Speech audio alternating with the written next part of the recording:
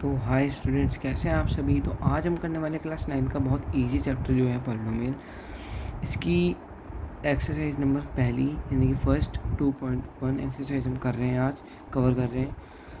तो पहला question NCERT में ये है कि which of the following expression are the polynomial in one variable and which are not state reason for your answer. तो पहला यहाँ पे लिखा हुआ है कि भैया ये 4x की square minus 3x plus 7 is equal to क्या है। तो यस लिख दो कि yes it is a polynomial.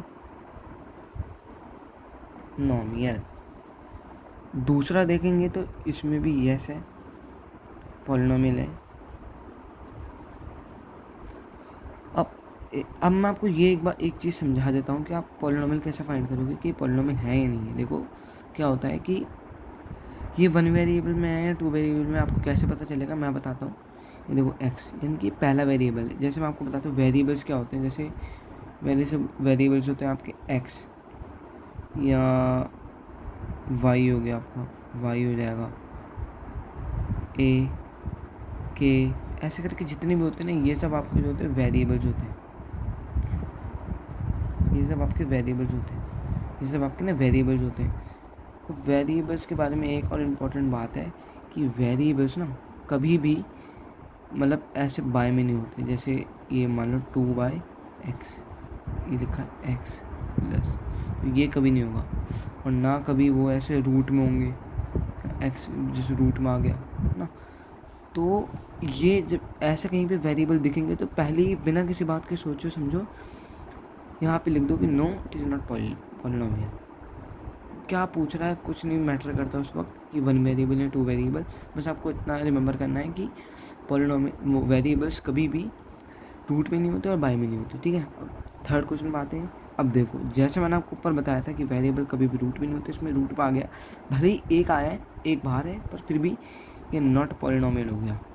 ये क्या कोई नॉट हो गया, नॉट पॉलिनोमियल। अभी ये भी बाय में, तो भाई सिंपल सी बात है जो आप समझ गए।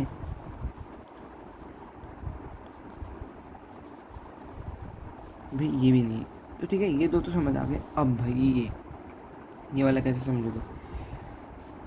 देखो मैंने आपको ये तो बताया कि इस क्वेश्चन में लिखा है कि find polynomial in one variable और स्टेट योर आंसर। तो इसमें आपसे पूछे कि पॉलिनोमियल वन वेरिएबल का बताना, पर ये भाई इसमें तो थ्री वेरिएबल्स हो गए, एक्स भी हो गया, वाई भी हो गया, टी भी हो गया। तो हाँ, ये पॉलिनोमियल तो है, तो हम ये इतना लिख देंगे कि yes it is polynomial in 3 variable. ठीक है, अब क्वेश्चन 2 पर आते हैं।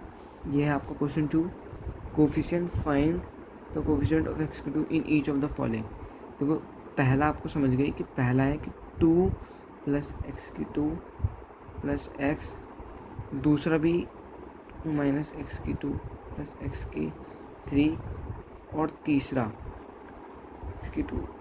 तो तीनों आपने देख ली। ये आप क्वेश्चन समझ गए कि write the coefficient of x2 in each of the following, कि भाई इसके कोफिशिएंट लिखने हैं ईच ऑफ द फॉलोइंग में, ये सारे पॉलिनोमियल्स में, कि इनके कोफिशिएंट लिखने के x2 को कोफिशिएंट क्या होगा। यहाँ पे देखो ये तीसरा, ठीक है। देखो पहले में क्या है भाई, कोफिशिएंट फाइंड करना है। अब भाई भैया यहाँ पे क्या होगा, यहाँ पे क्या होगा। देखो सिंपल सी बात है, जहाँ पे कुछ नहीं दिया इनके वहाँ पे 1, तो प्लस का है, आप खाली 1 लिख दो भाई। ये आ गया आपका कोफिशिएंट, ये आपका आ गया कोफिशिएंट। ठीक है, सेकंड वाला फाइंड करेंगे, इस पे आपका आ गया -1, x2 है ना, ये भी x2 है, x2 की जो साइड में होगा, जैसे ये नहीं होगा 2, ये नहीं होगा, ये होगा बगल में माइनस है ना, तो ये आ गया -1 जो है इसका कोफिशिएंट हो गया। ठीक है, इसमें क्या कोफिशिएंट होगा, इसमें होगा π/2। भाई दिया है x2 के बगल में जो है ये आपको कोफिशिएंट, ये आपका कोफिशिएंट। ठीक है, तो देखो अब हम अपने थर्ड क्वेश्चन में आ चुके हैं।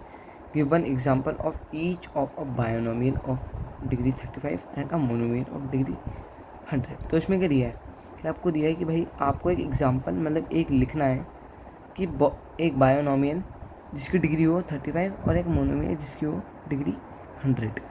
तो मैं आपको अब जैसे मैं आपको दिखाता हूँ बायोनोमियल में हो जाएगा जैसे 5y x y, कोई भी वेरिएबल ले सकते हो आप इसके लिए, कोई उसमें बोला नहीं है कि कौन सा वेरिएबल लेना है। 35, इसकी डिग्री 35 बताइए ना, डिग्री 35 होगी -6 मान लो, ये हो गया। अब अगर आप मोनोमियल देखोगे, मोनोमियल में मान लो मैंने लिख दिया 4 रूट में y, इसकी दे दी 100। आप अपने मन से कुछ भी और भी लिख सकते हो इसके एग्जांपल्स, आप इसके जो मैं लिख रहा हूँ ना वो नहीं, खाली आप और भी लिख सकते हो अलग अलग अपने, मतलब जैसे मान लो आपने एक और लिख दिया 7, ये के दे दिया मान लो, ज़रूरी थोड़ा ना कि y दो, इसकी डिग्री 35 दे दी, ठीक है, -1, ये हो गया। आप अपने मन से कुछ भी लिख सकते हो, ठीक है, ये आपका इसको बायोनोमियल का एग्जांपल है, आप अपने मन से कुछ भी लिख सकते हो। तो चलो नेक्स्ट क्वेश्चन बात, नेक्स्ट क्वेश्चन में है कि write the degree of each of the following polynomial, इन सब की डिग्री फाइंड करनी है। तो डिग्री कैसे फाइंड करोगे कि जब भी आपकी पॉलिनोमियल देखो क्वेश्चन आए एग्जाम में या कहीं पे भी कि भाई डिग्री फाइंड करनी है बिना किसी चीज़ के, आपको वहाँ पे देखना है कि सबसे हाईएस्ट डिग्री कौन सी होगी, यानी कि 3, इसमें 3 है तो उसकी डिग्री जो होगी ना ये होगी 3।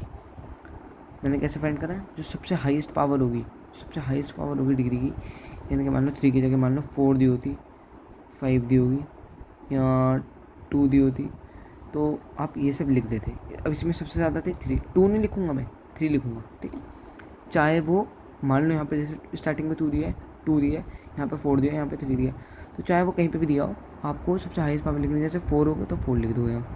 जैसे सेकंड वाले में देखो 4 माइनस वाई का स्क्वायर, यानी कि इसकी डिग्री हो गई 2, ठीक है। 5t माइनस √7, इसकी डिग्री, इसमें कुछ नहीं दिया, यानी कि हाईएस्ट पावर क्या होगी 1, इसमें 3।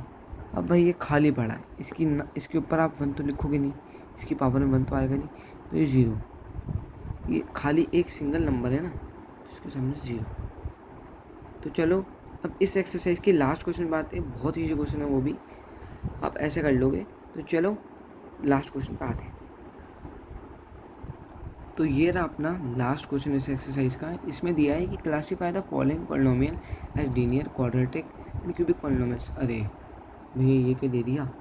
अब देखो, अभी इस क्वेश्चन को बाद में देखेंगे, पहले हम समझते हैं कि ये सब टर्म्स जो इसमें दी हुई है ये है क्या। देखो इसमें खाली आपके लिए भी दिया है लीनियर, क्वाड्रेटिक, क्यूबिक पॉलिनोमियल, पर जब आप आगे जाओगे ना आर डी शर्मा ये सब का सोल्यूशन करोगे तो आपको 2 और टर्म्स का सामना करना पड़ेगा। जैसे पहले हो गई, मैं आपको सारी टर्म्स अभी समझा देता हूँ कि आपको बाद में कभी दिक्कत ना हो। पहली होती कांस्टेंट टर्म। कांस्टेंट टर्म क्या होती है, 0, ये ज़्यादातर बच्चों को सबको पता होगी।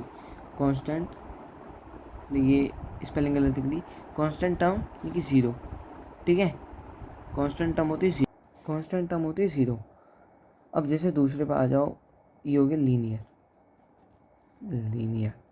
क्या होता है, यानी कि 1, नाम से क्लियर हो, लीनियर यानी कि अकेला 1, ठीक है।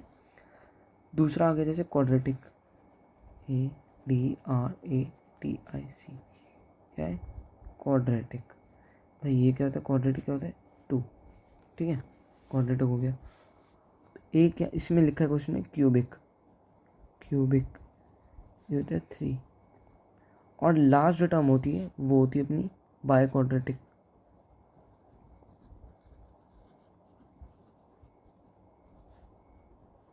ये क्या होती है 4।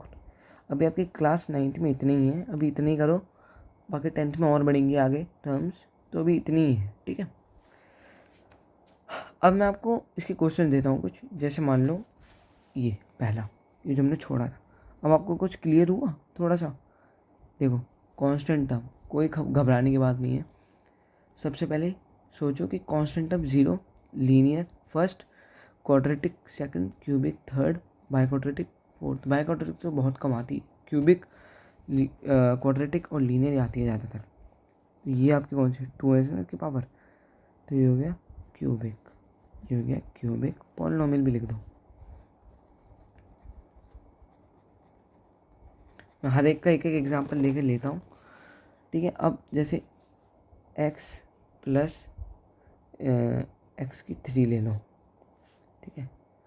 तो ये कौन सा हो गया 3 है ना पावर, यानी कि ये हो गया क्यूबिक, ये हो गया ये क्यूबिक पॉलिनॉमियल हो गया। अच्छा ये क्वेश्चन गलत लिख दिया, ये क्यूबिक इसकी 3 होगी पावर, ठीक है। ये क्यूबिक पॉलिनॉमियल, ये भी क्यूबिक पॉलिनॉमियल। अब y के 2 प्लस एक्स प्लस 1y, ये 1y लिख दो, 2y लिख दो, जो आपके मन में आता है, ठीक है। y2 यानी कि क्वाड्रेटिक पॉलिनॉमियल। कैसे क्वाड्रेटिक, कैसे, क्योंकि इसकी पावर 2 है, यानी कि क्वाड्रेटिक पॉलिनॉमियल हो गया।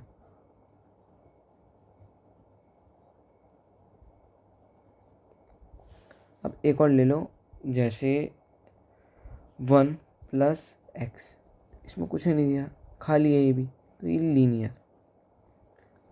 अब एक बाय क्वाड्रेटिक का भी दे देता हूँ, एनसीईआरटी में दिया नहीं है पर मैं दे देता हूँ कि x प्लस 10x की 4 प्लस 5x माइनस 2x, ठीक है। ये क्या हो गया बाय क्वाड्रेटिक पॉलिनॉमियल, ठीक है। तो एनसीईआरटी की ये एक्सरसाइज आपकी यहीं पे ख़त्म होती है। अब अगली एक्सरसाइज की वीडियो नेक्स्ट वीडियो में आएगी, तो ठीक है। तब तक के लिए थैंक यू, और सब्सक्राइब करना मत भूलना। आप सबके सपोर्ट से ही मैंने ये चैनल स्टार्ट करा है, और कैसी लगी वीडियो कमेंट में ज़रूर बताना। थैंक यू, और मिलते हैं नेक्स्ट वीडियो में।